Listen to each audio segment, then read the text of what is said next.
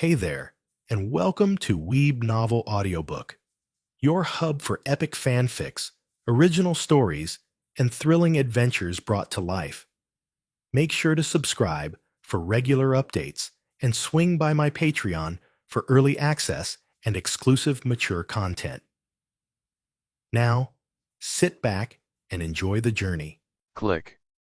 The gentle sound of a keyhole sang that early afternoon as Darren Steele stepped through the front door of a penthouse apartment. In his hands was a cardboard box containing his belongings from his office, and on his face was a depressed frown. Darren had just been fired from his job as a financial assistant in Smithers Group, one of the most powerful companies in the state. Who had fired him? None other than his girlfriend's father, Gareth Smithers. The same girlfriend who he shared this penthouse apartment with. Darren adjusted a vase on the table and placed the box beside it. He glanced around, hoping to find Lily in the living room, watching Netflix. He had prayed that she had been told already, maybe by a job colleague or even her father. That way he could come back home to her solacing arms and he wouldn't have to break the news to her himself. However, this was very different from what he expected to happen. The air felt wrong, everything was silent and uncomfortable. Did she go out with her friends? Darren thought, looking up the stairs. That was when he heard the faint sound of laughter coming from up there. Lily. Darren called, taking off his office ID that he had forgotten to hand over and throwing it into the box. No response. He climbed the stairs cautiously, two at a time, listening to the continuous laughter. He quickly recognized the laughter as Lily's. Was she on a call? No. Everything felt too wrong for it to be that easy. Darren moved toward the bedroom, and with each step, his heart thudded louder. The door was slightly ajar, so he pushed it open, and then, he froze. The sight before him stole the air from his lungs. There she was, his Lily, in the arms of another man. And it could not be any other man. Why couldn't it be any other man? It had to be Tyler Mooney. He was the son of Archibald Mooney, CEO of the Moon Enterprise, the same boy who had bullied him through high school and then again at college. He was on Darren's bed, his shirt was undone, and Lily was draped across his chest while Tyler wrapped his arms around her as if she were his prize. He also had a smug grin on his face, looking straight at Darren like he had been expecting him. Well, Tyler drawled. Looks like the dog found his way home. Lily turned around and her eyes widened. Darren. She immediately pulled away from Tyler, wrapping the bedsheet around herself. Darren was still frozen, it felt like his brain had been turned off and his whole life was tipped over, crashing right in front of him. What were you about to do just now? He stuttered a question. Tyler leaned back casually, letting out a mocking laughter. What do you think? I'll give you a hint, dog. It's nothing PG. Ha ha. He let out a happy sigh and sat up, resting both arms on his knees. This sucks for you. You walked in at the wrong moment, pal. Darren chose to ignore him, and shifted his gaze to Lily. Lily. His voice cracked. Your father just fired me. I came here. He choked on his words. What are you doing with him? Lily adjusted the sheets, but continued to avoid Darren's gaze. Darren, let's not make this harder than it needs to be. What? Darren's voice rose. Harder than it? What are you saying right now? I'm saying it's over, Lily said firmly, finally finding the courage to meet his eyes. This isn't working. It's not working. Disbelief trembled in Darren's voice. You're cheating on me in our home, and you have the audacity to tell me it's not working. Tyler chuckled, standing up. Relax, champ. She's upgrading. I mean, can you blame her? He gestured to himself smugly. Upgrade. Darren's fists clenched. Lily, is that what this is? You're leaving me for this piece of shit. Tyler grimaced. Who are you calling a piece of shit, dog? He attempted to attack Darren, but Lily came in between them quickly, using her hand to hold Darren back. Darren, no. The bed sheet slipped and her half-naked body was exposed. It didn't matter now, no one was giving it any attention, and both of these men had seen her naked at this point. Lily turned to Darren, whose eyes were red with rage and pain. Darren. Tyler is someone who can give me the life I want, she said to him. I mean, he's the son of Archibald Mooney. Do you know what that means for my father's company? For me? He's everything you're not and I don't think you ever will never be, Darren. He's ambitious. Powerful. Worthwhile. Gosh, those words stung. Darren felt the sting of them like a blade to his chest. His mind reeled, and his heart screamed. He had loved her. Trusted her. Everything he did was simply and only for her. Darren nodded his head, and chuckled bitterly. Everything I'm not, eh? That's one way to look at it. Another way is to just admit that you're a slut. You bastard. Tyler reached for him again but Lily held him back. This is your father's doing, isn't it? Darren said bitterly. He's hated me from the start. Always thought I wasn't good enough for his precious daughter. Fired me, threw me out like trash, and now he's parading this jackass in front of you like some perfect suitor. Call me a jackass again. Tyler's eyes flashed with a warning. I dare you. Darren looked at Tyler with the eyes of a crazed man with nothing left to lose. Jack. Ass. NGH. Fury boiled over, Tyler pushed Lily out of the way and swung a fist at Darren. It connected with his jaw, but Darren's retaliation punch was struck harder and stronger, causing Tyler to stumble backwards. As Darren drew closer to press the advantage, a burly security guard appeared out of nowhere, grabbing Darren and slamming him against the wall. Irk. Darren groaned in pain and fell to the ground, clutching his stomach. As he lay there, Lily watched him with a look of guilt on her face. Tyler crouched in front of him, petting his jaw and smirking. You don't get it, do you? In this world, all that matters is power and money. Money buys you the power, and I've got plenty of money. You have nothing. You don't even have a girlfriend anymore. Ha. Ha. Ha, he laughed villainously. You're just a nobody, Darren, he glared into Darren's eyes and said. A nobody with some numbers and a sad little obsession with crypto. Pathetic.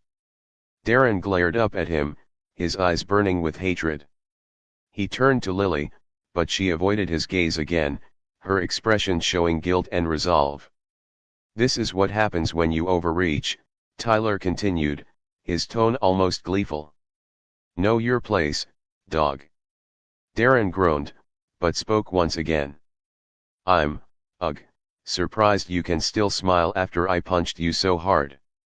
Tyler looked at him and smirked, nodding his head. Darren Steele. You just don't know, NGH. He punched him right on the stomach. When to shut up. Darren moaned in pain, feeling the air rush out of his stomach. Then he looked up at Tyler Mooney. You always did say I had a death wish. Tyler smirked as he stood up, adjusting his cuffs, then he gestured to the guard.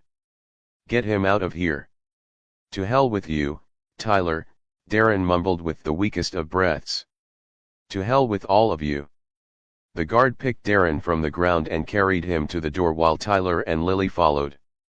Then, he dropped him on the street. You can come pack your things later, Darren. Lily called after him. Darren ignored her. He wanted nothing to do with her except to prove that she had made a grave mistake today. Yes, Omar. Tyler hailed his guard. Send the dog to the streets where it belongs. He laughed loudly, giving Darren the middle finger. That one struck a nerve, and when Darren flipped his back, the security guard angrily gave him a stronger shove. A much stronger shove, because it ended up causing Darren to stumble into the street, right into the path of a speeding bus. No! Lily's yell echoed. Darren quickly snapped his head toward the blaring sound of a horn, and his heart seized as he saw the speeding bus. But it was too late. Bang! The impact was immediate and brutal. Pain exploded through Darren's body, the world spinning as he was thrown from the road and hard on the ground. Pain was everywhere, an aching sound rang in his head as he lay there, blood pooling beneath him, his vision fading. "Whoa!" Tyler exclaimed, laughing in the distance. "That was crazy. Oh my God. Oh my God." Lily panicked. "Call an ambulance." Darren heard all of this as life slowly started to leave him. He couldn't believe it. So this was it? He was going to die? Just like that? After everything he suffered? How's that fair? And if it wasn't, why was life so unfair? Tyler walked into his fading vision, hands in his pockets, looking down at him and smirking. "Don't bother," he said to Lily. "The moron's already dead." He grinned wider at Darren's dying face. "And just like a dog, he died on the street. Goodbye, loser." It was then that Darren drew his last breath. Anger and hatred was the last emotion he felt in his stopping heart, and the face of Tyler Mooney was the last thing he saw. Except, his eyes opened once again. Darren's eyes snapped open. Wait, this is odd. He had just been struck by a speeding bus. If somehow he was alive, then he would be in tremendous pain. However, there was no pain.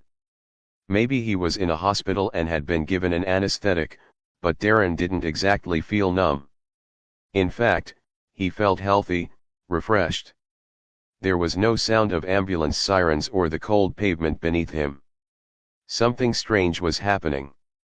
Successfully waking up completely, he looked around and saw that he was in a bed, his bed, but it was one he hadn't seen in years. "Is this a dream?" he thought. "If it is, what kind of sick dream is this?" He looked around.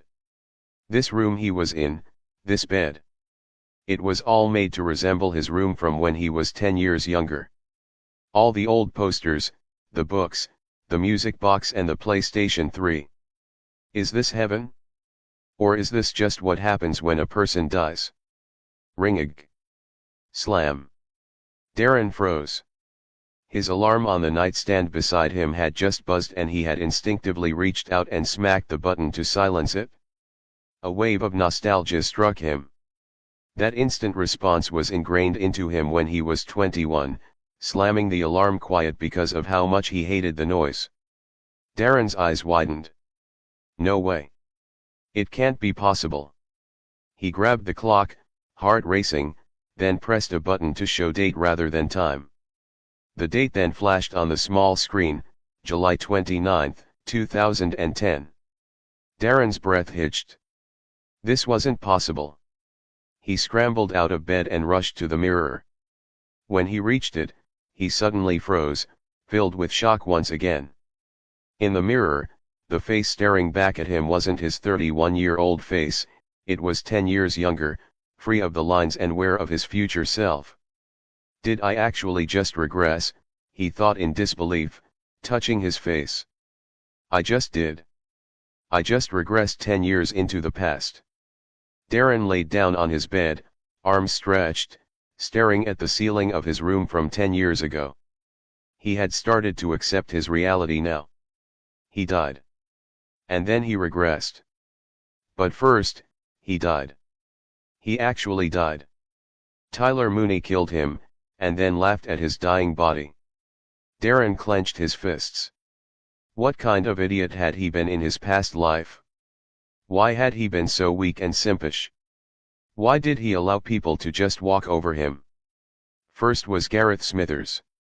When Darren got the job as a financial intern, he thought his life was going to skyrocket from there. Working as an intern for the Smithers Group was a true pride for any business and finance graduate. When he successfully got the job as financial assistant, it was certain he was bound for greatness after that. but no matter whatever he did, all the breakthroughs he made, Gareth Smithers never promoted him. It's all because of him. Of course. Of course, this is all Gareth's doing, Darren thought bitterly. That man never wanted me around. Always looked at me like I was dirt beneath his shoes. And now I get it, this was the plan all along.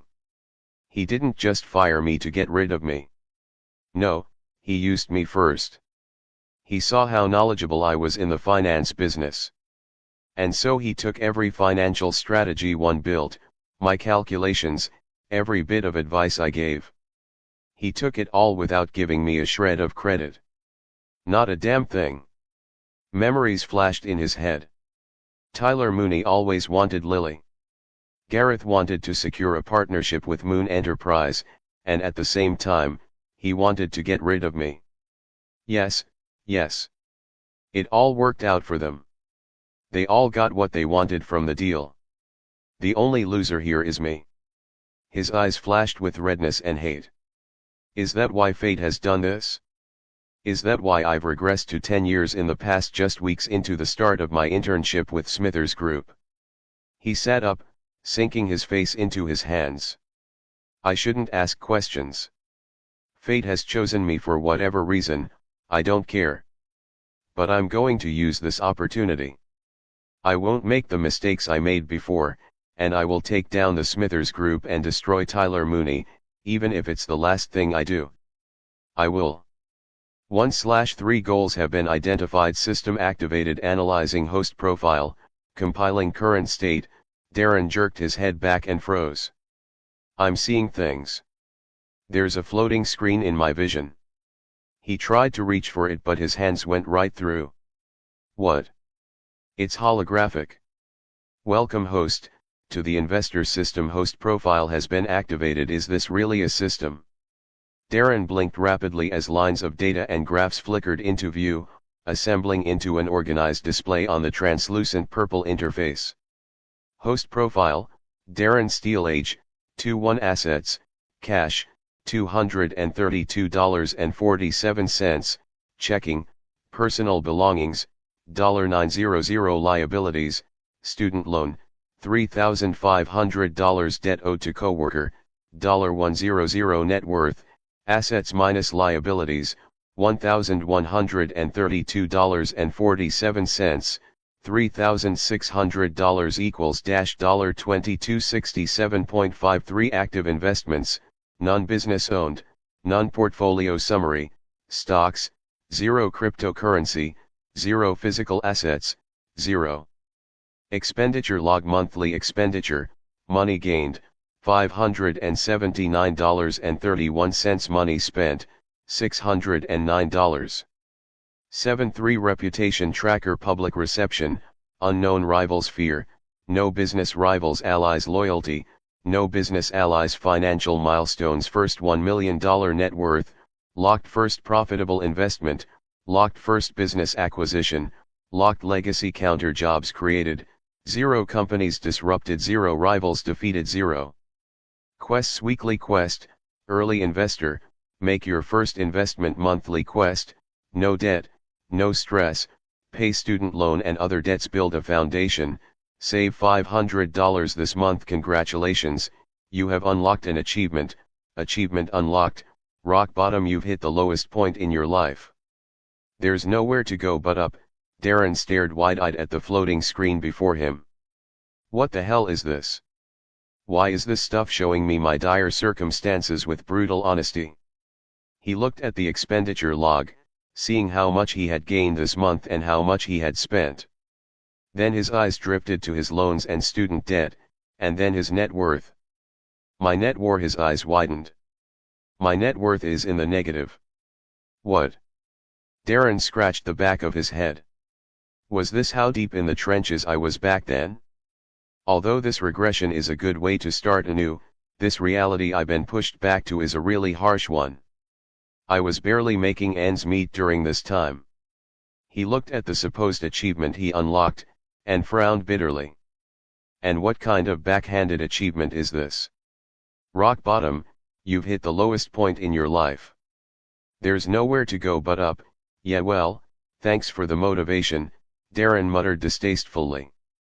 He scrolled lower and then his gaze hardened as he examined the financial milestones and legacy counter.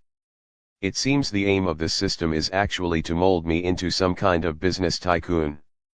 Is the system here because I regressed? Or did I regress because of the system? He placed a hand on his chin. Is this all to give me a shot at a second chance? There's a counter for companies disrupted, rivals defeated. It knows I want to take down Smithers Group and Moon Enterprise. It knows I want to be a successful businessman. Darren studied the interface for a longer time. The investor system. Is that the theme here? Do I get richer by making investments? A new interface appeared before him, asking him one single question: do you accept the investor system? Note: refusing the system results in return to your original state, which is instant death and the wiping of this timeline. Darren lifted his brows. Of course I accept. I'll do anything for a second chance, and now that I have it, I'm not letting it slip through my fingers for whatever reason. He quickly selected yes. The interface disappeared and reappeared with a new message: Investor system has been successfully downloaded and activated. The investor system grants the host, Darren Steele, the power to make wealth through investments. All criteria have been met. Regression was successful. Host was a perfect choice and possesses vast knowledge of the business and finance world. With your knowledge from the future of what investments are sure to be a success, you are bound never to make an unprofitable investment. UVE regress to invest. Build your empire in the finance world and take down your enemies with the investor system by your side. Darren's mind felt like it had broken open and he suddenly realized what was happening. He checked one of the weekly quests and saw the one that caught his interest: Early Investor, make your first investment. Darren tapped it and a list of potential investments was laid out before him: Aparagon, APG, Facebook, Meta, Doxercoin, DXC, Wesla Cars, WSLA, Bitcoin, BTC, Silver, XAG, and Esper, Progot. Eyes wide, Darren hurriedly tapped Bitcoin to check the price. If his calculations were correct, if his memory served him right, if he wasn't just being hopeful from excitement, in the year 2010, the price of one Bitcoin was. The system displayed the answer, 8 cents. Darren stared at the interface for seconds. I'm going to be a freaking billionaire. Darren sat hunched on the chair by his bed, scrolling through his old, now his present computer at a particular business website that had a recent story on Bitcoin. So far, there had only been a few purchases of Bitcoin, with its first recorded purchase in January 2010, just a few months ago. Back then, Bitcoin was priced around $0.0008 per BTC. Darren wondered why the system hadn't regressed him back to that time. The price would have been even cheaper. However, he realized that was him just being greedy and overexcited. He scrolled. Following the chart, Darren could see a lot of information he was already well versed on. But seeing it happen, being more aware of it in the same year the internet currency began to bloom, was exhilarating. The chart on the laptop showed that Bitcoin's price began to rise slightly in May, reaching around 1 cent per BTC. Darren knew this, just as he knew what the website said in the next paragraph, stating that Bitcoin marked its highest point so far in July of this same year. It reached the price of 8 cents per BTC. He narrowed his eyes and studied the chart before him. The chart projected that Bitcoin was going to receive a significant drop soon, falling in price to an abysmal $0.0003 per BTC. The writer of the article from the news website, Business Everyday, Brooklyn Baker, had this to say: although the internet money appeared to have had some potential, this concept of a decentralized digital currency is still not trusted by the common folk and the business investors of the world. Cryptography enthusiasts have shown their interest in the digital currency, but that interest is falling fast. There are presently a little less than 1 million Bitcoin in circulation, but these numbers are also speculated to drastically reduce as newbie investors are already impatient, and old investors have given up on waiting for a tangible growth. There is still a small group of participants engaging in mining, transactions, and discussions about the cryptocurrency. However, over the last week, that group registered a significant drop and is also speculated to drop more. Certainly and hopefully, by the end of the year, the company, Satoshi Nakamoto, who launched this project, will realize what a failure it is and take it off the market. That way, we can all focus once again on real and actual money. Ha! Darren chuckled. Talk about unbiased journalism. The government must be paying this news website heavily so that they can relay as much negative news on Bitcoin as possible. Darren had studied on this. He knew how much the government was against the rise of Bitcoin in the early stages. It's not like their concerns were unjustified. Things such as worry over illegal transactions, tax evasions, scams, money laundering and terrorist fundings. Also competition with the main national currency were all good reasons for the government to be against the cryptocurrency.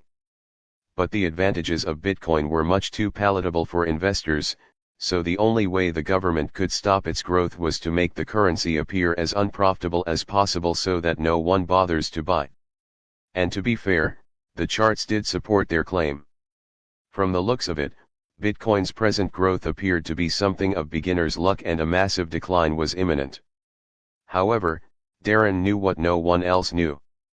That wasn't going to happen. The charts were only speculation, and just like most speculations when it came to business and finance, it was wrong. Darren grinned. The opportunity was too enticing, especially with the government stopping people from buying by twisting the narrative of Bitcoin being a waste of money. That would only mean more Bitcoins for Darren to buy, and less people being as rich as him. There were no questions left to ask. He didn't have to wait a whole week to decide. Out of all the investment options given to him, Bitcoin was the one he was most informed on.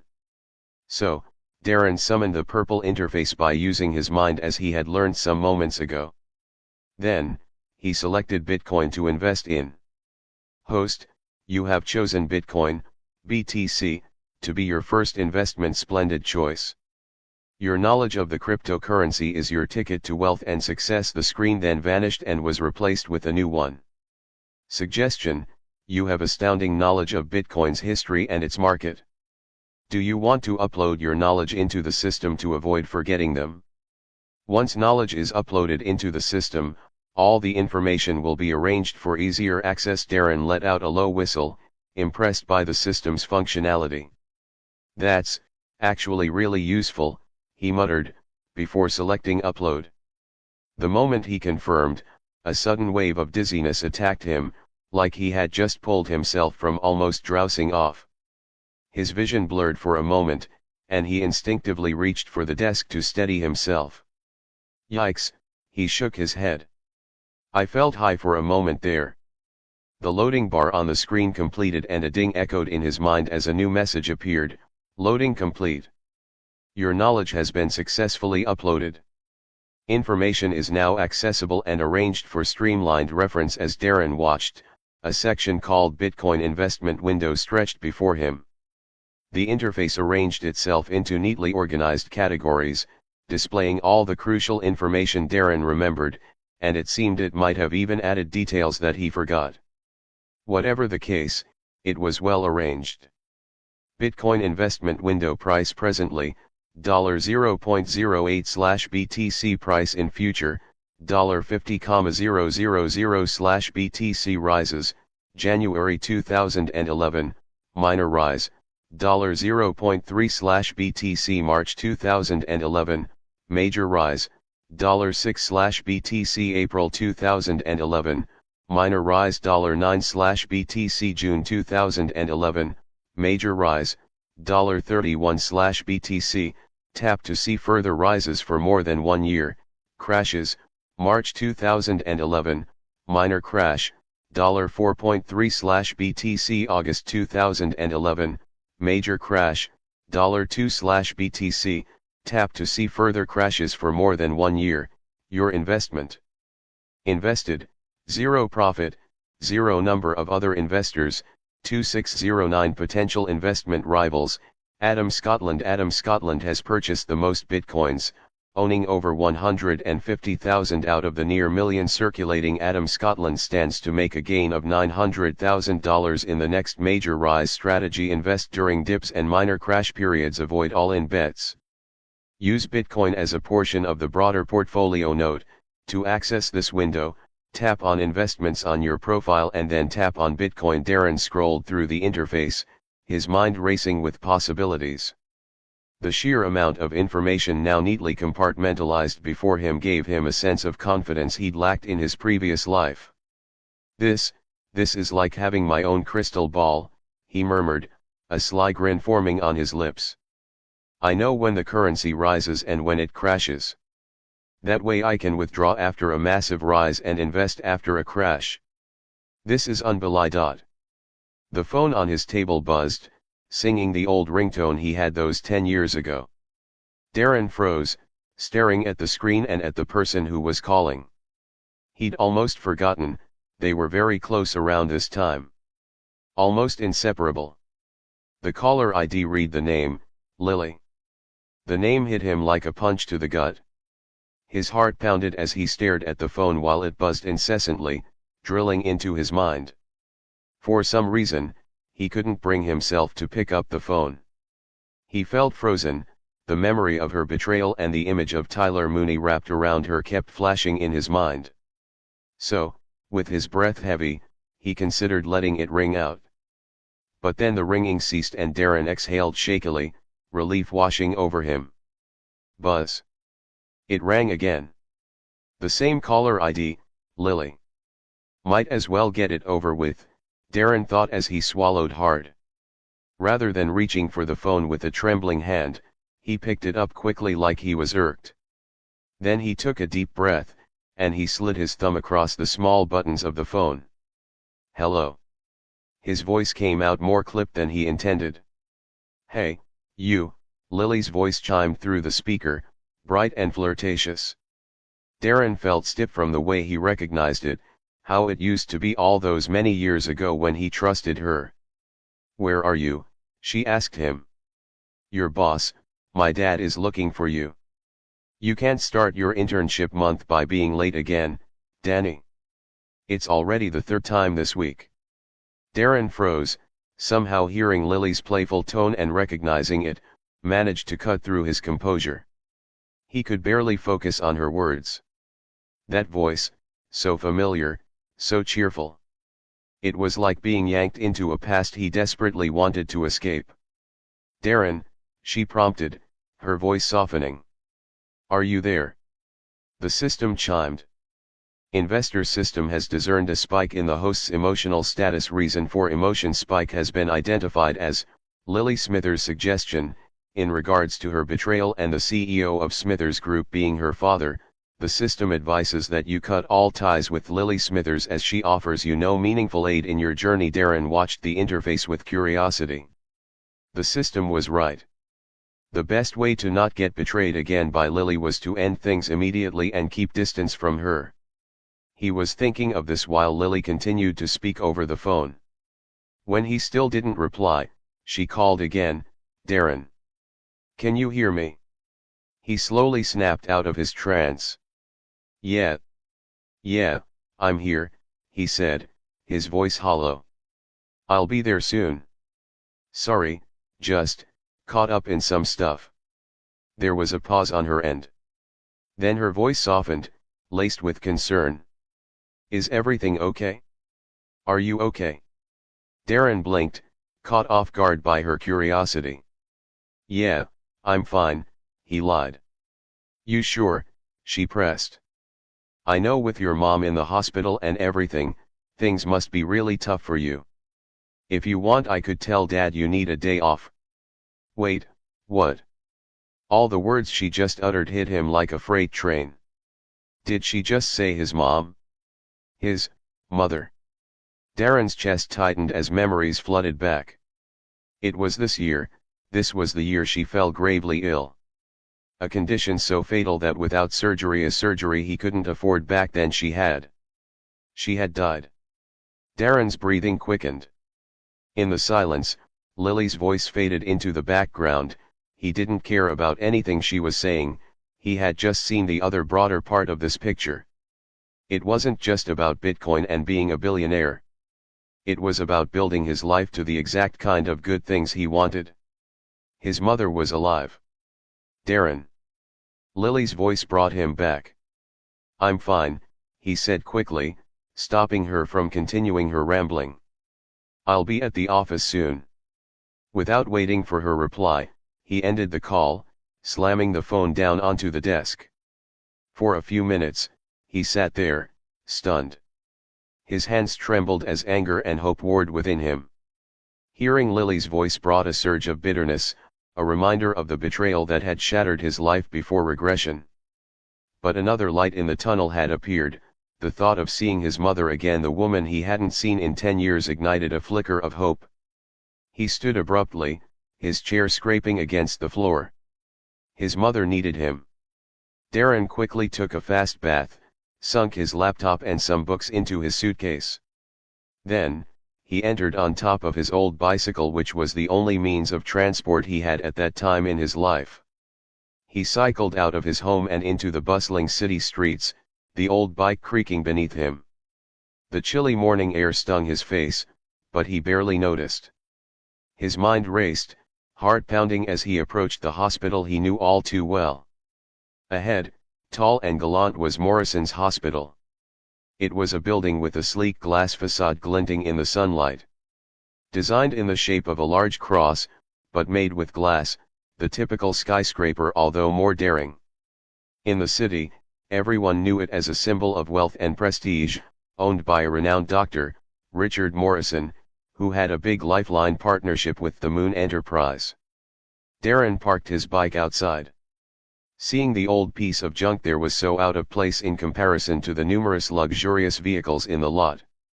He ignored all of this with only one thing in mind, then entered the hospital. Inside, the air smelled of disinfectant and expensive polish. The lobby buzzed with activity. There were nurses in pristine white uniforms, hurrying past, while patients in tailored suits were sitting in plush chairs. Darren stood there for a while, momentarily overwhelmed as he tried to remember where led to where in this damn hospital. He looked awkward compared to the usual people who came to Morrison's. His poorly ironed suit drew disdainful glances from several staff members. Regaining some memory, he walked straight to his forward right where the reception desk was. The nurse, a young sassy woman chewing gum, looked him up and down with thinly veiled contempt. "Name?" she asked briskly. "Darren Steele," he said, his voice steady despite the knot in his throat. "Here to see my mother." The nurse barely acknowledged him, blowing a bubble and scribbling in the register before shoving it toward him. "Sign here." Darren signed, ignoring the judgment in her eyes. "You know the drill," the nurse said. "I'll tell the doctor you're here. That old lady is taking the space meant for more illustrious and fitting patients. Do hurry up and get her out of here." Darren froze, glaring at the woman as she sat down, continued chewing her gum and pressing away on her phone. He was so angry, but he knew he could do absolutely nothing. Not there. But why?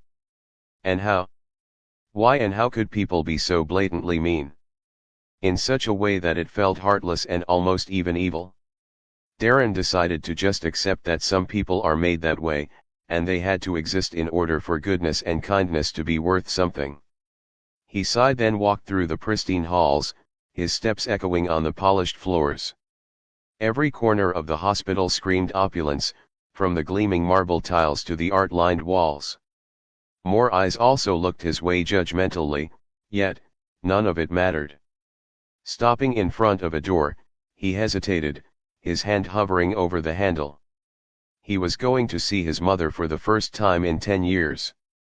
Darren took a deep breath, even though it still failed to make him any less nervous. He opened the door anyway. Once he got inside, Darren slowly walked to the bed. His mother seemed half asleep, but the moment she heard a noise, she turned around to look at who it was. A smile appeared on her weak face. "Darren." my boy. Darren's eyes turned sad, and he wanted to hug his mother as tight as he could. But he had to be careful not to hurt her, so he just sat beside his mother, grabbing her frail hand in his trembling grasp. "Mom," he muttered. Mum." He couldn't tear his eyes away from her face, it was so pale but still radiating the warmth he remembered. The sight of her alive stirred an ache in his chest. Tears threatened to spill, but he blinked them away, determined to stay strong for her. Mrs. Steele smiled, seeing her son being especially emotional today. "Darren, what's wrong?" she asked with a soft voice.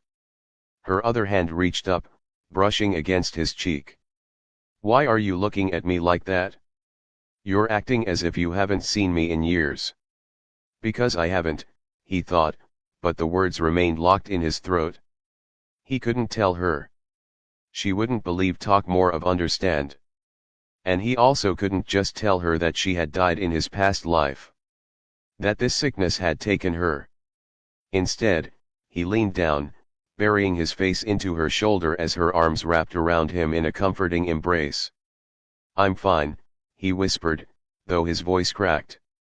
"I'm just glad to see you, Mom." She held him tighter. "I'm always here, baby.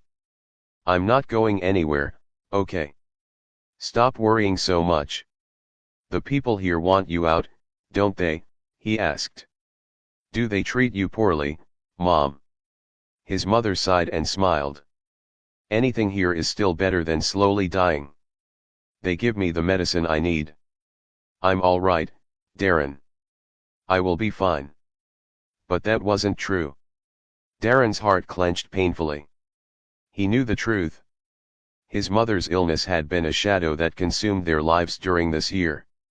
Just after his graduation and locking in the internship with Smithers Group, she had suddenly fallen heavily ill. She cried from chest pains and had shortness of breath.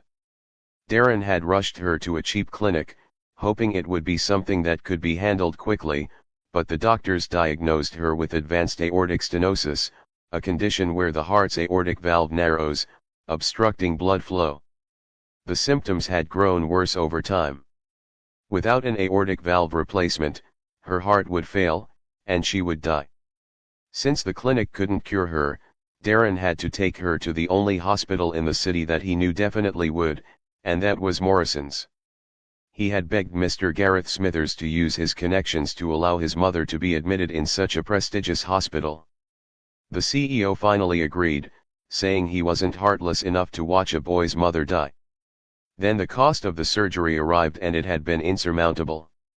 He hadn't been able to afford it back then, and so he went running to Gareth Smithers once again, and that was the first of his many altercations with the CEO, which left him bruised and battered emotionally. Gareth Smithers had called him a beggar. A relentless and shameless beggar.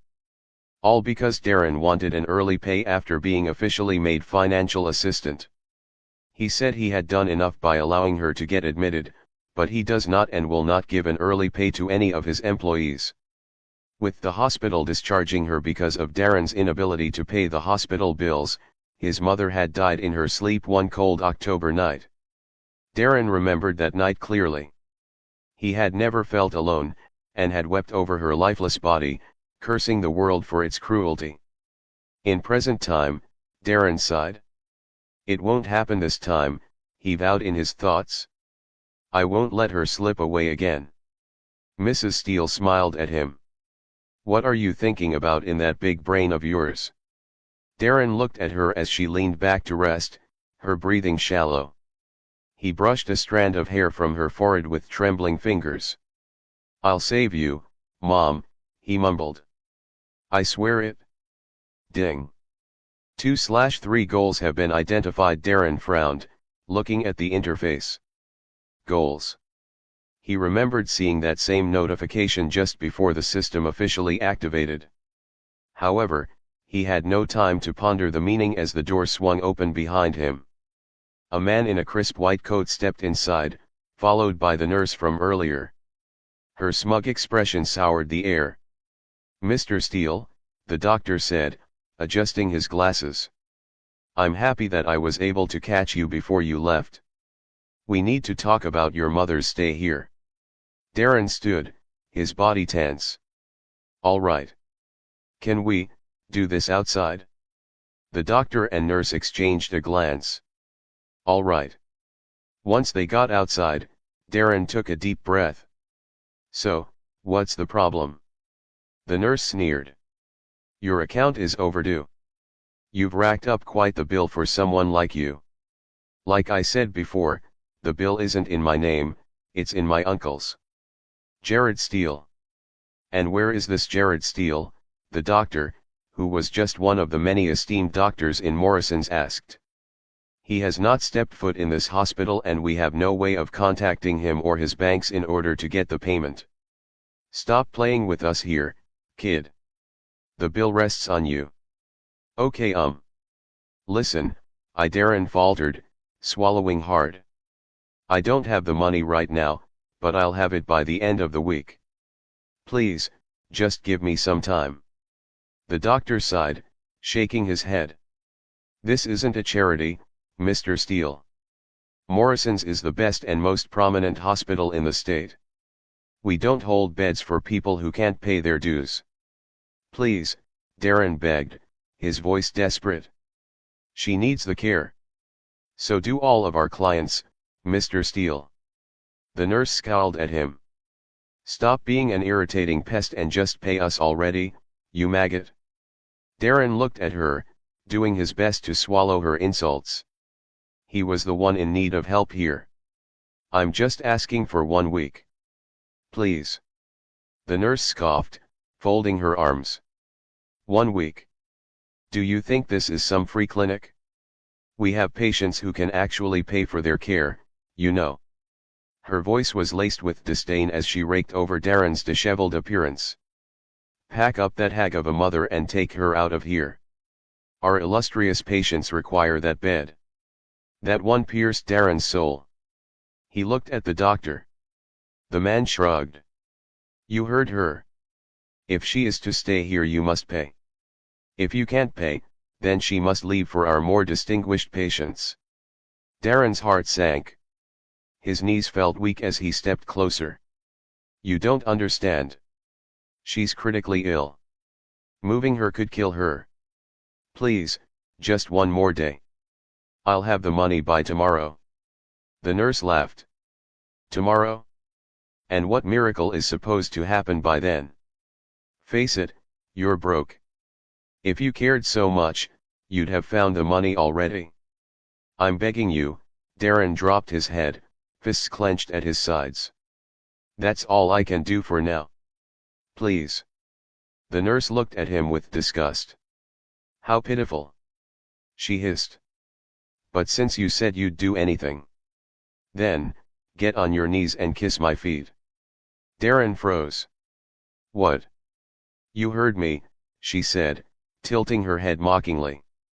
If you're really as desperate as you claim, show us how much you care. Get down on your knees and kiss my feet. The doctor chuckled, shaking his head. Well? What's the hold-up, Mr. Steele? Pride won't save your mother, will it? Darren's chest tightened. He looked at the door to his mother's room and knew that her life depended on him now. But to kiss this crude bitch's feet?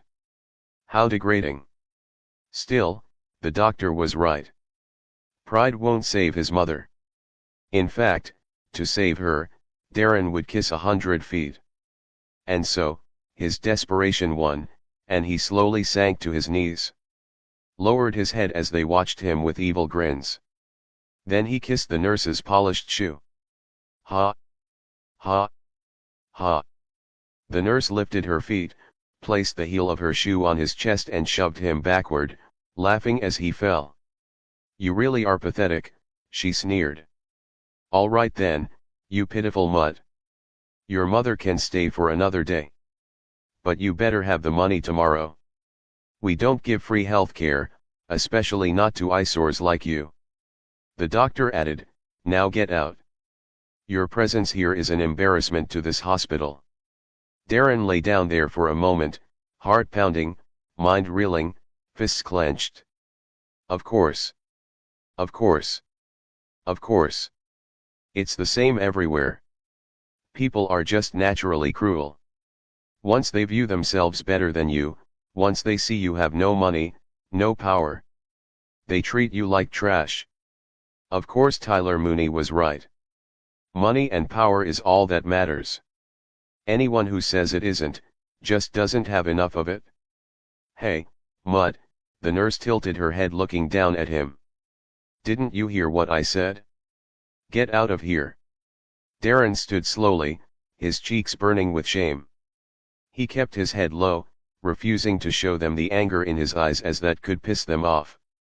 But I'm going to get a whole lot of it. And I'm going to deal with you first. He looked down at the nurse's tag. Nurse Helen. Darren definitely wasn't defeated. He glanced back at his mother's door, whispering a soft goodbye before stepping into the hallway. The nurse's laughter followed him, along with the whispers of others who had witnessed the scene. Darren kept his face blank, but his mind raced. They'll regret this, he vowed silently. All of them. He stepped out of the hospital and a ding rang in his mind. Morrison's hospital is now an enemy company. Enemy companies must be disrupted. Darren's bike screeched to a halt as he pulled into the parking lot of Smithers Group. He leaned forward, exhaling slowly, before sliding his helmet off. Then, he lifted his head. Here I am again, he thought. 10 years back. For a moment, he stared at the company's emblem ingrained into the shining stone wall ahead of him. It was a not-so-creative adjoining of the letters S and G, standing for Smithers Group. Sighing, he got down from the bike, placed the helmet into its rear compartment, and adjusted his faded blazer.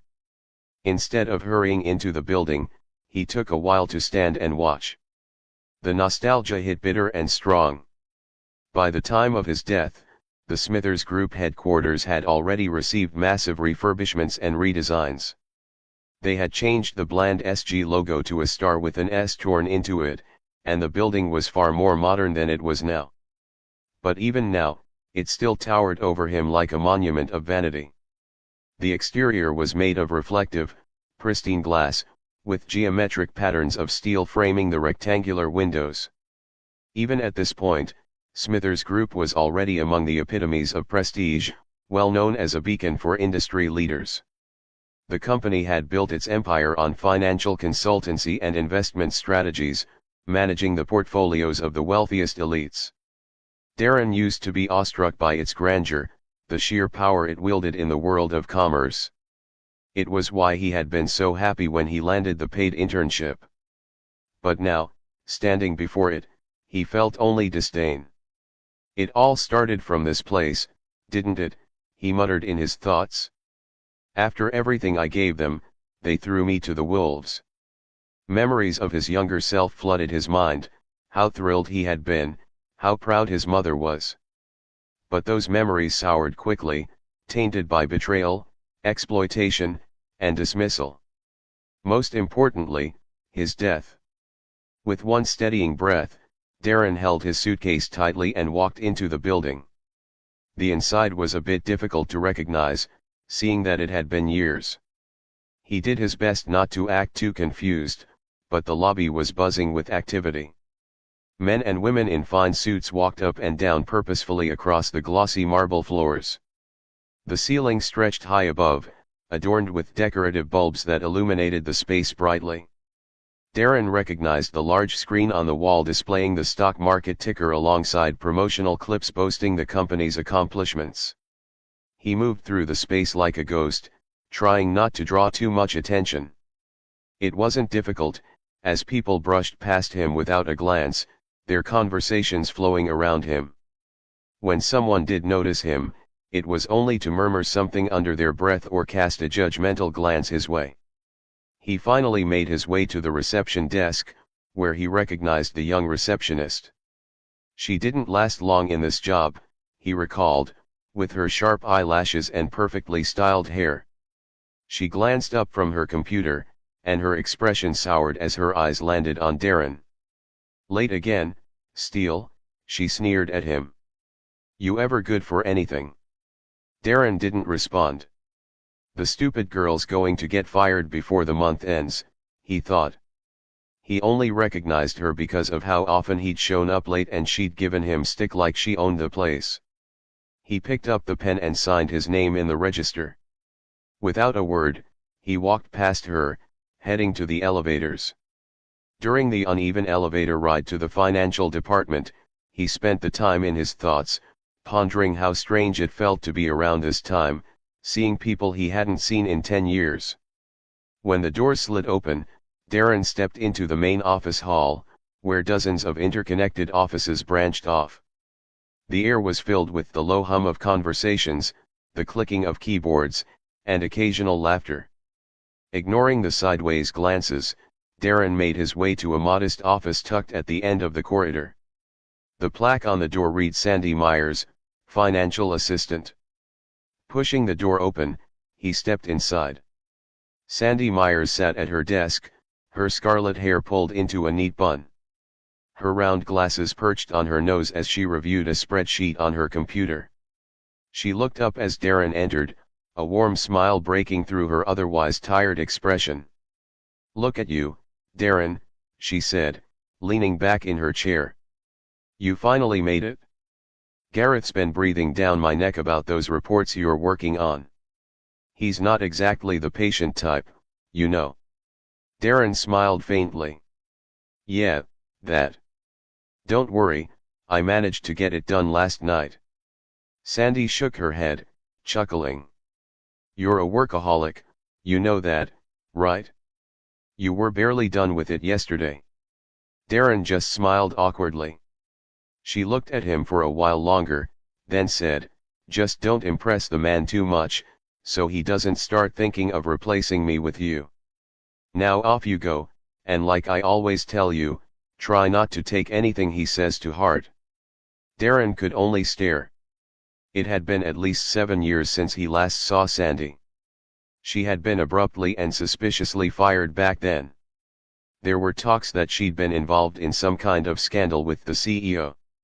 Some even said hush money was involved. Darren vividly remembered the aftermath in the office. Back then, he had felt conflicted, guilty even, about stepping into her role. She had been the only one who was kind and fair to him. She was older, at least 10 years older, the same age as his past self, and had always had a motherly, mentoring demeanor toward him. Seeing her now felt good. At least he didn't hate everyone in this damned company. He wanted to say something, but the door burst open, and a whirlwind of blonde hair and energy stormed in. "Darren." Lily's voice rang out, light and melodic, and before he could react, she threw her arms around him. He froze, his body stiff as her warmth enveloped him. Her face pressed against his shoulder, her perfume a floral, sweet scent he remembered all too well filled his senses. "Where have you been?" she asked, pulling back just enough to look at him, her blue eyes sparkling with genuine excitement. "I've been waiting the whole morning for you."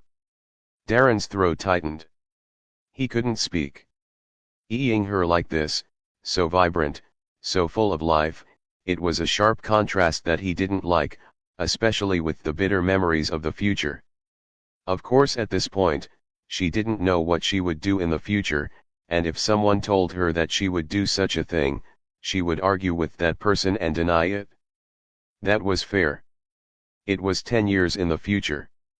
Whatever had occurred that had changed Lily enough to make that decision had not occurred now.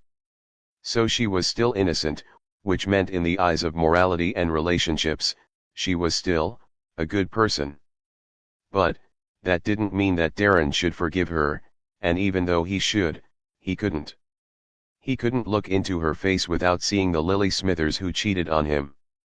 And even more so, the investor system was right, in regards to her betrayal and the CEO of Moon Enterprise being her father.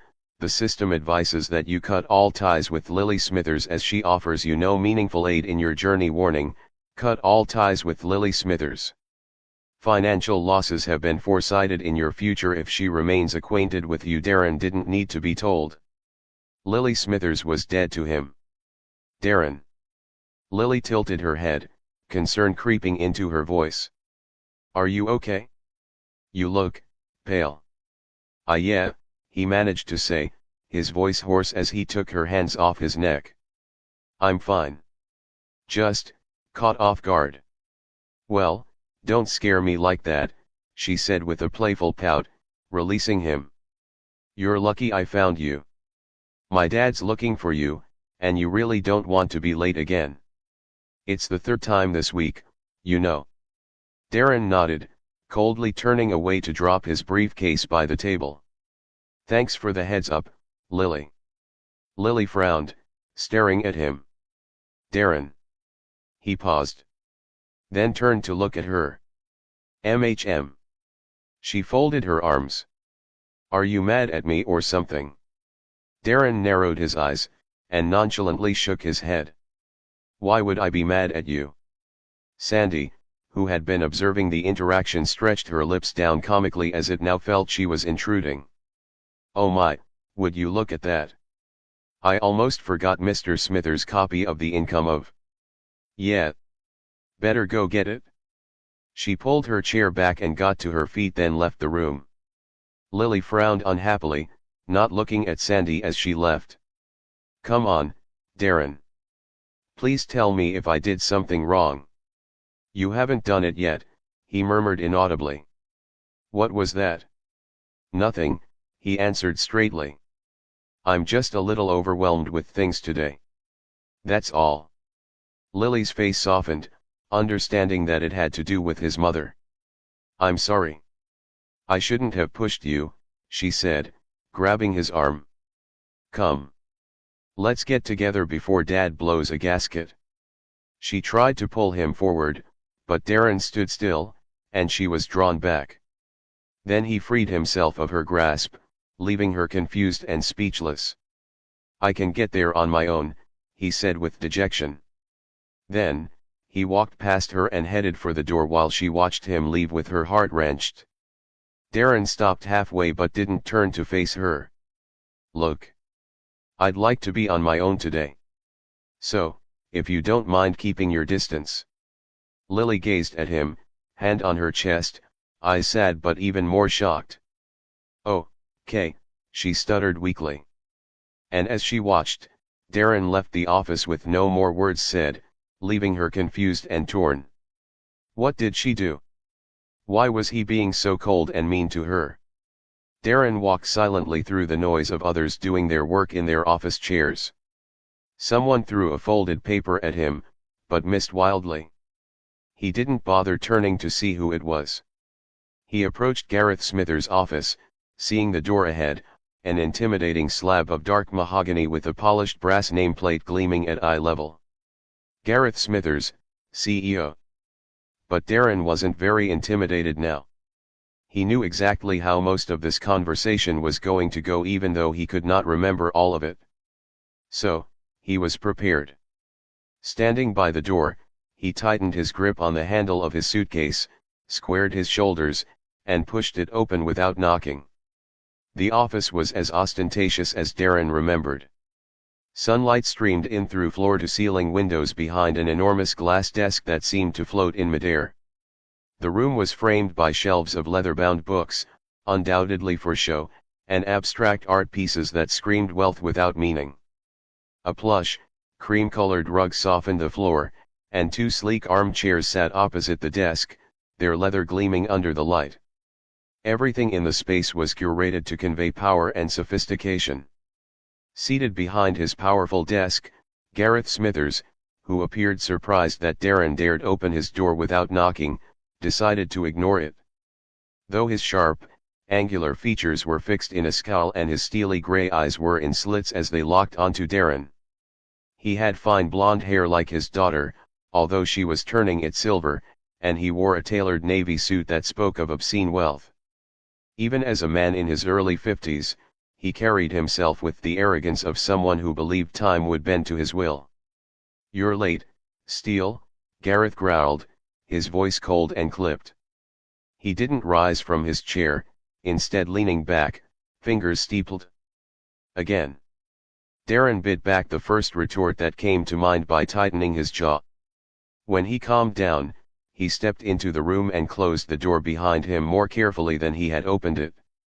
"Sorry, traffic," he replied flatly, though his tone carried no trace of apology. Gareth scoffed, shaking his head. "Traffic? Of course. You've got excuses for everything, don't you? I should have known better than to expect punctuality from someone like you. First strike." Darren paused for a second and he lifted his eyes to catch Gareth's face. For a fleeting moment there, he let the hate rise to the surface. The man's face, so smug and self-assured, triggered a flood of memories: Gareth's cold indifference when Darren had begged for help, the calculated exploitation of his work, the betrayal that had shattered his life. "You're the reason my world fell apart," Darren thought, his fingers itching to slam his fist into that smug face. Gareth's voice cut through his thoughts. "Jesus. You're looking at me like you wanna kill me," he scoffed. "Let's get to the point. Sit." Darren didn't move immediately, and Gareth's expression darkened, like he was warning him to take the damn chair. With a sigh of exasperation, Darren walked to one of the armchairs and sank into it, crossing his legs. Gareth leaned forward, his chair creaking. "I have only one question for you. How do you do it, Steele?" Darren raised an eyebrow, pretending like he didn't know what he was saying. "Do what?" "Don't play coy with me," Gareth snapped, sitting forward. "The financial suggestions you've made, all of them, and I mean all of them, have been spot on. You calculated the earnings and losses they made. Sandy couldn't do it, but you did. I was hesitant and unsure, but you submitted your graph and your calculations and you told me to invest in that tech startup before anyone even knew its name, and now it's skyrocketed. Last week, your financial plan for the Jameson Company helped them make over $300 million in 5 days. How? How do you know so much about finance and business? About the stock market?" Darren met Gareth's gaze, his expression carefully neutral. He could feel the man's frustration simmering, and it brought him a grim sense of satisfaction. "I just do. I was the best graduating student. Or have you forgotten?" "That is true," Gareth agreed. "But what this kid has is not just knowledge gathered from school. Even though it pains me to say it, as this trash is dating my daughter, he is talented with numbers. How they rise and how they fall. I should find a way to lock him into my company and use him as much as I can." Darren leaned forward, deciding to test the CEO.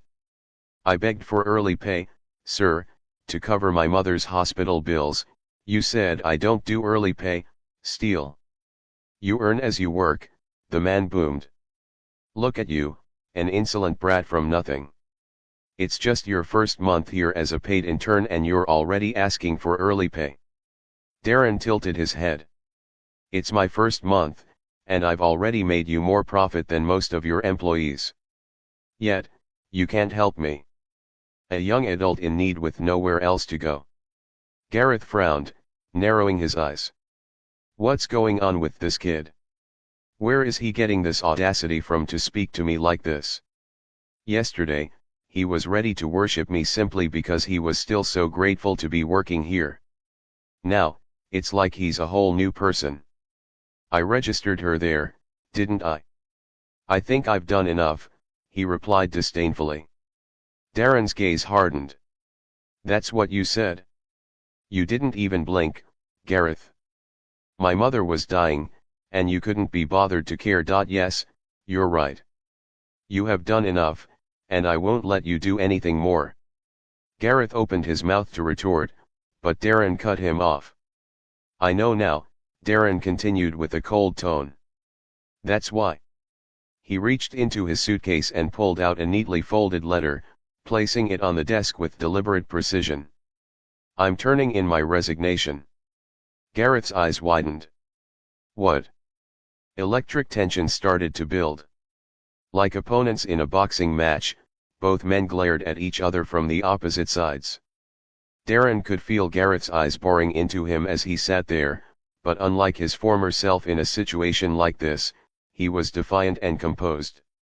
Like a referee, the resignation letter was in their center, laying still on the desk, untouched. Knowing Gareth's character, Darren had expected resistance, but Gareth's silence stretched for a moment longer than he anticipated. It seemed like Gareth was truly surprised that a 21-year-old boy who just graduated from college had the guts to give him a resignation letter. It was quite unheard of for interns to resign from a job, especially since that would be bad rep, and likely spoil their chances to get other jobs. But for this boy to be gutsy enough to make such a move, either he had a secret plan or he was incredibly stupid. So, like a predator sensing weakness, Gareth leaned back in his chair with a smirk curling at the corners of his thin lips. The kind of smirk that promised trouble. This boy has no idea what he's digging into. I am disappointed to hear this, Darren, Gareth began, mockery in his voice. But I am even more disappointed in your stupidity. He chuckled and sat up.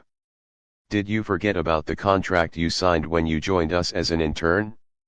The same contract that I make all my workers sign? MHM. His grin grew wider. You were so eager back then, so excited to be part of the company. Didn't even read the fine print, did you? Darren didn't flinch, though the jab stung. He remained rooted, his hands in his pockets, his face betraying nothing. Gareth tapped a finger on the desk for emphasis. Let me remind you. That contract which you signed, mind you, states that even if you resign, you are obligated to work for this company for 2 additional months. It's a clause we put in place to ensure a smooth transition. So, you little rat, I don't know what happened to you overnight that made you come here making demands. But I'll tell you something right now. He leaned forward, eyes blazing. You can turn in all the letters you want, but you'll still be here, sitting at your desk, working for me, for the next 60 days. Whether you like it or not, you'll still be under my thumb. And I will make those 2 months hell for you. The smugness in Gareth's voice was unbearable. His smirk widened as he sat back and relaxed on his chair. Ha! Ha! I've got him now. This trash might only be useful for his brain, but that's enough reason for me to keep him around and suck as much of his financial ideas as possible. He felt proud of himself and was grateful that he'd listened to his lawyer's idea of secretly including that clause. But there was one issue. Darren didn't look worried or shocked at all. Gareth's face darkened with confusion as he saw that there was not even a flicker of panic crossed on the boy's face. Instead, he shrugged slightly and adjusted his tie. 60 days, huh? 60, Gareth repeated, leaning forward now, wondering what was going on. You're not going anywhere, Steele. I don't know what you have planned, but you think you can just walk out on me after all I've done for you? After the opportunities I've handed you on a silver platter? Darren almost laughed at the absurdity of that statement. Opportunities? Is this man deranged? Gareth hadn't handed him anything but scraps, stolen ideas, and broken promises. Darren didn't say anything for a good while, making Gareth become a little anxious. Then, he finally decided to break the silence. Actually, he began, his voice calm, I did think about that contract.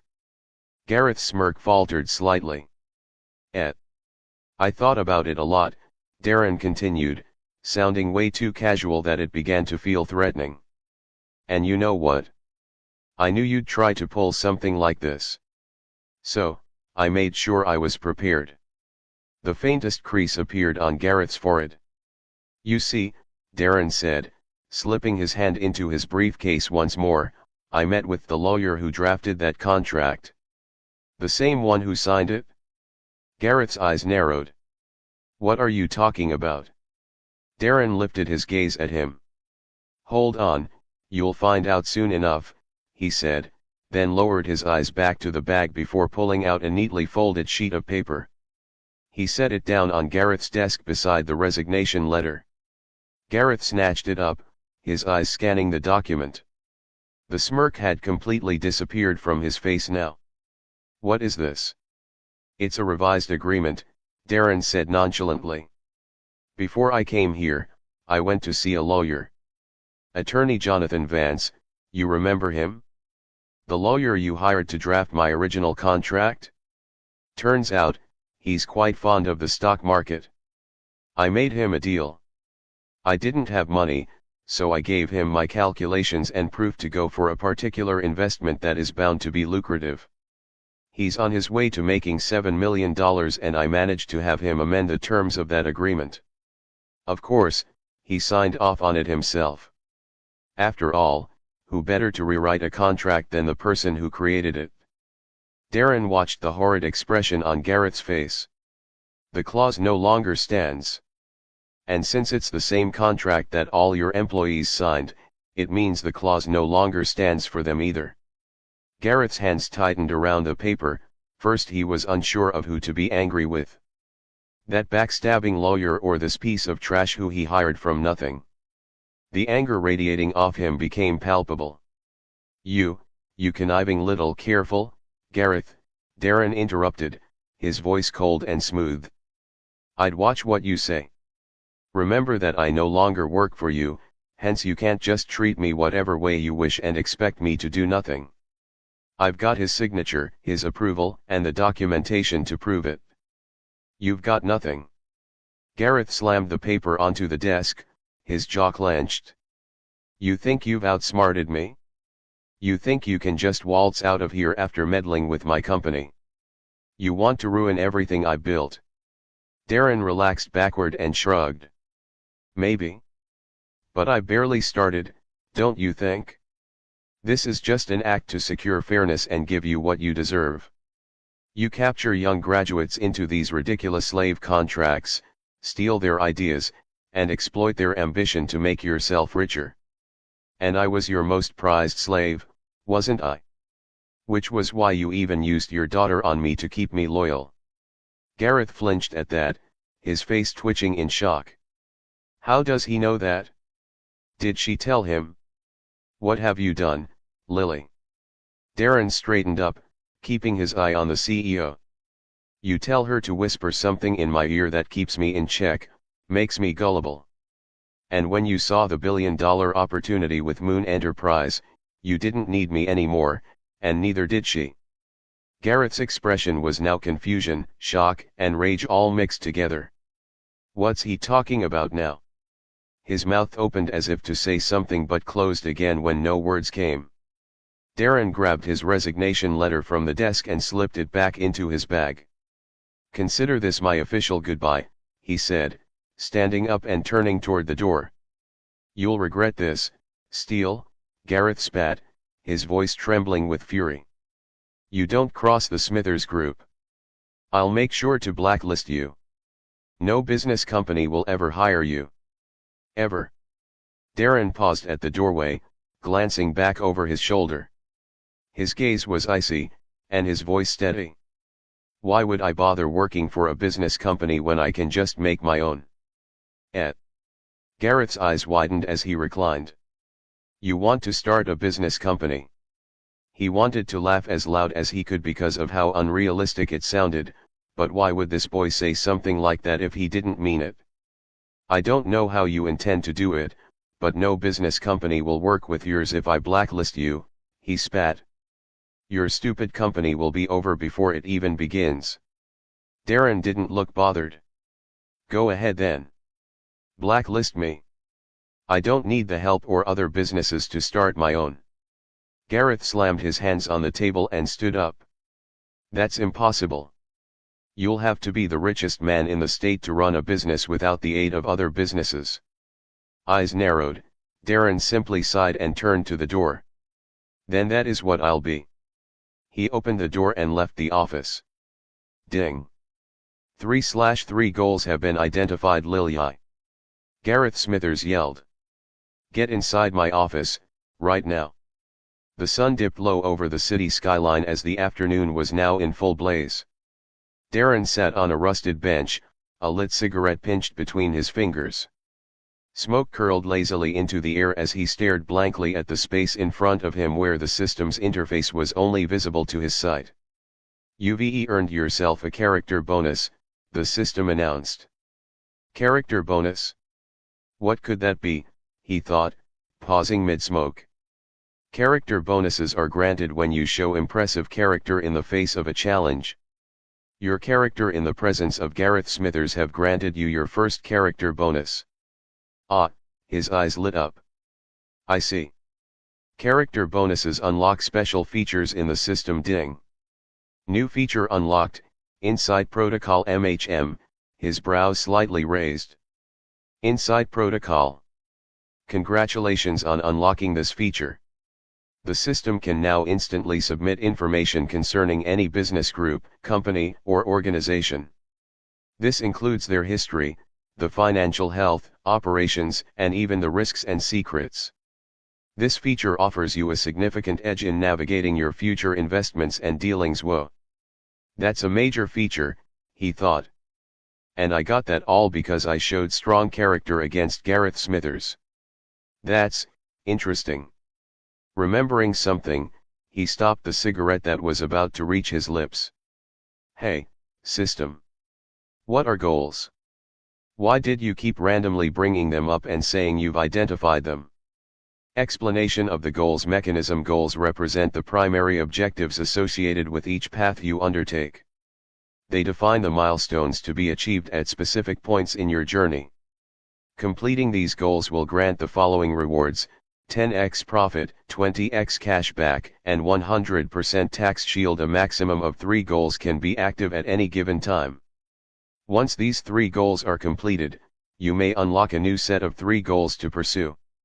Ah, I see. He took a deep suck and puffed out smoke. This system is quite vast, isn't it? He thought a bit of all the things it could help do, the heights it could help him reach. The move now is to get some money. A lot of it, and fast, he said, more to himself than the system. But no banks are going to give me a loan on a negative net worth, and online loan apps are not really popular at this time. He glanced at the interface, feeling as thought was judging him. System, I know you said I should try to be debt-free, but you don't mind me looking for a loan, right? I mean, it's my only option really, unless my mom gets evicted from the hospital. The system responded with a ding. Loans are helpful when starting a business career, especially as an investor. But debts must be avoided. Do everything possible to avoid incurring heavy debts. He nodded slowly. I understand. The breeze blew softly by his face and he took a deep breath, sitting back on the bench with his briefcase resting by his feet. This park was a stone's throw from the company he had just walked out of for good, and he could still hear words from the conversation he'd just heard with Gareth Smithers echoing in his ears, but he felt strangely calm. The weight of his decision had fully settled, and after he finished with that cigarette in his hand, he was going to begin the building of his empire. Since when do you smoke? The voice pulled Darren out of his thoughts, and he turned and blinked, seeing Eddie, his old college friend and now distant colleague, standing nearby. Eddie didn't wait for an invitation and plopped down beside him, his suit jacket slightly wrinkled and his tie askew. Darren glanced at the cigarette in his hand, frowning as if seeing it for the first time. I don't, Darren said, suddenly realizing. Not yet, anyway. He remembered that he hadn't started smoking at this time, rather, it was a habit he'd picked up 5 years from now. He remembered that Lily had hated it. She'd begged him to quit, and he had for her. But now, Darren felt like there was no point. Besides, if he was ever going to quit, it would be on his terms, not hers. Eddie snapped his fingers in front of Darren's face. Hey, you okay? You walked into the office hall acting all quiet and somber, and now you're out here alone. Smoking. Darren shrugged. What do you want, Eddie? Eddie leaned back against the bench and smirked.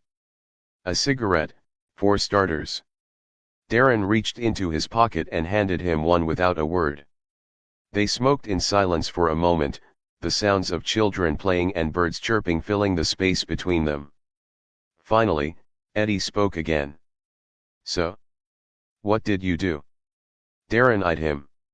"What do you mean?" "Boss Smithers is stomping around the office like a madman, yelling at everyone. I mean, he's always grumpy, but this is different, and it started right after you left." "So? What did you do?" Darren exhaled a cloud of smoke, showing no expression at all when he answered, "I resigned." Eddie blinked. "That's it? That's it?" Eddie studied him carefully, his brow furrowing. "Come on, man. You expect me to believe that?" "You asked me a question and gave you the answer," Darren replied uninterestedly. "I don't really care what you believe." Eddie lifted a brow, fully curious now. "Boss Gareth is so angry because an intern resigned from the job? Why? What's so special about him?" "I know Darren is super smart with finance and stuff, but that can't be why he was so angry." Darren turned to him abruptly, cutting through Eddie's thoughts. "Eddie, you remember when your uncle was scrambling for $500,000 to pay off a loan shark that was threatening his life?" Eddie froze, the cigarette halfway to his lips. "What? You heard me." Darren's tone was sharp, lifting one brow as he gave him a side glance. "You've not forgotten about it, have you?" "Of course not," Eddie replied. "I was just surprised at the question." "Do you remember the name of the loan shark?" Eddie hesitated, his mind racing. What's going on here? Is he trying to borrow money? Why would he bring that up? Why are you asking me that? Looking at him with both eyes, his gaze was cold, almost distant. "Just answer the question, Eddie." After a pause, Eddie sighed. "Well, if you want to know so bad. They're called the Red Fang. They operate out of that back alley near Crane Street. But Darren, they're bad news. They've ruined lives. My uncle barely got out of that mess alive." "Why are you even thanks?" Darren cut him off, throwing the cigarette on the ground, stepping on it, then grabbing his briefcase and standing up. Eddie jumped to his feet. "Wait." Darren paused but didn't look back. "I know we haven't been close since we graduated, and I know that's my fault as well. But, just be careful, alright? These guys are hardcore criminals, Darren. They'll hurt you if you cross them." Darren glanced over his shoulder, no expression on his face. With that, he walked to his bicycle, climbed on top of it and rode off, leaving Eddie standing by the bench, watching his friend disappear into the city's chaotic streets. Eddie sighed, the cigarette burning low in his fingers. "What the hell are you up to, Darren?" he muttered to himself. Darren parked his bicycle a block away from Crane Street. As he secured his briefcase in the seat of the bike, he looked around, scanning the place with his eyes. The street was quieter than the rest of the city, with street lights that kept flickering as if it was about to die soon and boarded up storefronts that made it appear like there was not a soul living here. This was the kind of place people avoided, not only because of the crime but because even the air here felt heavy with desperation and fear. "I can't stay here for long," Darren muttered to himself before turning to his left and stepping into the shadows of the street. The alley Eddie had mentioned was barely noticeable. It seemed like it had been forcefully created. It was a very narrow, dark gap between two crumbling buildings. There were trash cans by the walls and an iron staircase that led to the top of the building on his left. Darren hesitated only a bit, then letting out a sigh as he remembered who he was doing this for, he continued ahead. He was walking for quite a long time. The alley seemed endless, and he kept glancing at the dim light of the street lamp that he'd passed, which kept fading with every step he took. Finally, he arrived at the end of it, and there was a steel door with peeling red paint and a small, circular peephole. Darren knocked once, his knuckles sounding unnervingly loud against the metal. The peephole slid open, revealing a pair of cold, sharp eyes. "Password, a gruff voice demanded. Eh? Password. Darren hesitated. He didn't know any password. However, before he could even say anything, the man saw he didn't know any password and the peephole instantly snapped shut. Huh, he seemed confused. Are they really not gonna let me in because I don't know the password? Eddie didn't say anything about a password. Moments later, the door creaked open, and a massive man, dressed in a tight black shirt that highlighted his muscles, appeared before him. A jagged scar ran across his forehead, and his arms were crossed in a stance that dared anyone to make a wrong move. No password, no entry, the man said, his voice as deep as a growl. Darren knew it was unwise to show intimidation. He steadied his voice and replied. I didn't know there was a password needed. I'm just here to see the boss, he replied firmly. The man stared him down for what felt like an eternity before stepping aside. Password correct. Darren appeared surprised. Gee huh. Don't waste his time. After searching him, the man waited for Darren to walk past before following behind him and then closing the door with an ominous bang. Stepping into the interior, everything was as expected until he walked past the narrow corridor. It was like he'd suddenly stepped into another world. The contrast was unbelievable. There were neon lights flashing across the dark room, glowing over plush couches and tables that had shots and wine bottles placed on top of them. A DJ was on an elevated stage, bopping his head to the loud music he was playing, and there scantily dressed women, curvy, busty and in fact some of them were just completely naked, were dancing and serving drinks. Hey, daddy, one pulled him by his tie as he passed by. You don't mind taking care of me, do you? Men in suits sat in shadowy corners, discussing deals Darren couldn't hear, while others danced or watched the women dance. Jesus, Darren swore in his mind. I had no idea Red Fang was also an exclusive strip club. Ding. He could thankfully still hear the notification of the system. The interface appeared before him with some information. Insight protocol complete. Information on the Red Fang organization is as follows: estimated net worth, $28.4 million. Primary income, loan sharking, illegal gambling, smuggling, human trafficking, prostitution, illegal harvesting of human body parts. Leader, Rodriguez Shanktaves. Tactics, entrapment through unpayable debts, asset seizures, kidnapping and forceful intimidation. Please note that this is a high-risk interaction. Systems advice, proceed with extreme caution. I can't say I'm surprised by any of that. But damn, these are some really rotten people. Darren was escorted past the bar and into a private room at the back. Here, the music was muffled, but the tension in the air was suffocating. It was a more official-looking room, with fine cushioned chairs and a single chandelier illuminating the place in silver light. Again. Darren heard a voice yell. Then he heard the sound of a heavy punch, and after that, a whimpering man begging. Just one more week. Please. Please. I'll get you the money then. Darren didn't hear much after that, but as he got closer, the man scurried out of the room, not looking at anyone but continued to mutter, "Thank you. Thank you." Taking a silent deep breath to steel himself, Darren walked inside and saw a man sitting at the head of the room who he knew immediately was the boss. He was lean, with sharp features that gave him a wolfish appearance.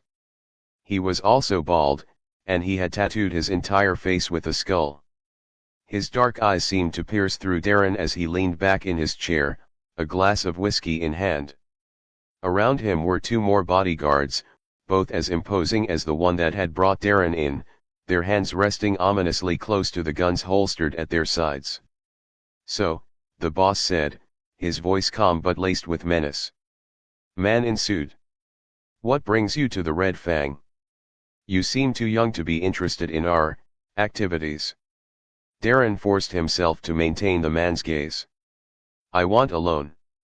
"Ha," the man laughed. "A loan? Ah, I've seen your type before. All right, tell me, kid. How much do you need? Darren was calm when he replied, $200,000. The room fell silent. The boss raised an eyebrow, his lips curling into a smirk. 200,000 bloody dollars. Boy's got some nerve. What makes you think I carry that kind of money with me? Darren raised a brow and nodded. I know you do. The man smirked, as though he was entertained. Fair enough. But what makes you think we'd hand over that kind of money to a stranger? I'll pay it back in a month, Darren said, giving them his ID with the interest you set. The boss looked at the ID, then at him. Darren Steele. You feel very confident. Any business you want to let us in? Any sure bets you're aware of? He shook his head. I just really need the money. The boss grinned. Desperation. I like that. It's what makes us rich, isn't it? Preying on desperate people. The boss leaned forward, setting his glass down on the table. The interest is 40%. It increases to 100 if you waste a single day. Is that understood? Darren nodded. Another grin from the boss. Don't play around, kid. You miss the deadline, we take what we're owed, your assets, your family's assets, and anything else we can get our hands on. And if that's not enough. His smile widened, but it didn't reach his nasty-looking eyes. Let's just say we have other ways to make you pay. Darren didn't appear to be afraid at all. I understand. I'll pay it back. The boss studied him for a long moment, his fingers tapping rhythmically on the table. Who is this kid? Then he snapped his fingers. One of the bodyguards stepped forward, placing a briefcase on the table and opening it. Inside was the money, neatly bundled in stacks of crisp bills. Here's your $200,000, the boss said. 1 month. No extensions. No excuses. Darren stepped forward and took the briefcase. He got on his knees, dug his hand inside and inspected the money. This made the boss narrow his eyes. He's clever enough to know to check the hidden cash in case they're fake. How does a 21-year-old kid know to do that? Darren met his gaze when he was done. Can I purchase something here? He asked. What could that be? The boss inquired. A gun. Eyes widened. I have to defend myself in case I get robbed carrying this, don't you think? The boss was impressed now. He also knows the loan shark tactic of stealing the money after giving it away but still demanding for repayment. This kid has my attention now. He snapped his fingers, ordering one of his men. Get him a Glock. And so Darren stepped out after he was done, briefcase of cash in hand, Glock in pocket. Mission successful. Loan accepted. $200,000 in cash. High-risk liability initiated payback loan in time. Avoid heavy debts. And please, proceed with caution.